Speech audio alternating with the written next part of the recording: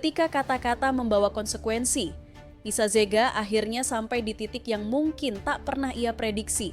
Dituntut 5 tahun penjara oleh jaksa penuntut umum atas pelanggaran pencemaran nama baik melalui media elektronik. Dengan ancaman pencemaran atau dengan ancaman akan membuka rahasia.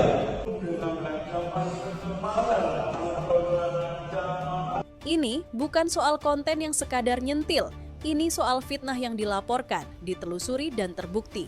Saksi dari pihak jaksa pun memberikan keterangan. Semua menyampaikan hal senada, bahwa konten yang diunggah terdakwa bukan kritik, bukan satair, bukan opini, melainkan tuduhan yang tidak berdasar dengan muatan yang merusak reputasi pihak pelapor. Barang bukti juga dihadirkan, screenshot, video, metadata unggahan, hingga jejak digital yang menguatkan narasi kejadian.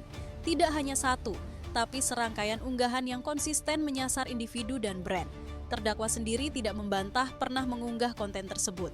Tapi narasi pembelaannya lebih banyak menyerang balik ketimbang membantah substansi.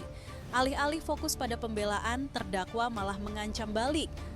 Sebuah manuver yang lebih terdengar seperti pelarian ketimbang pembelaan hukum. Karena dalam sistem peradilan, laporan bukan penghapus bukti dan emosi bukan argumen. Ketika jaksa akhirnya menuntut 5 tahun penjara, itu bukan angka acak.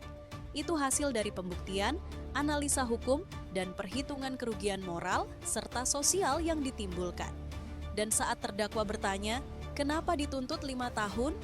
Jawaban itu tidak untuk dijelaskan dengan emosi, tapi akan ditanggapi secara hukum dalam sidang pledoi tanggal 6 Mei nanti. Tapi untuk saat ini, satu hal sudah jelas, banyak yang merasa puas.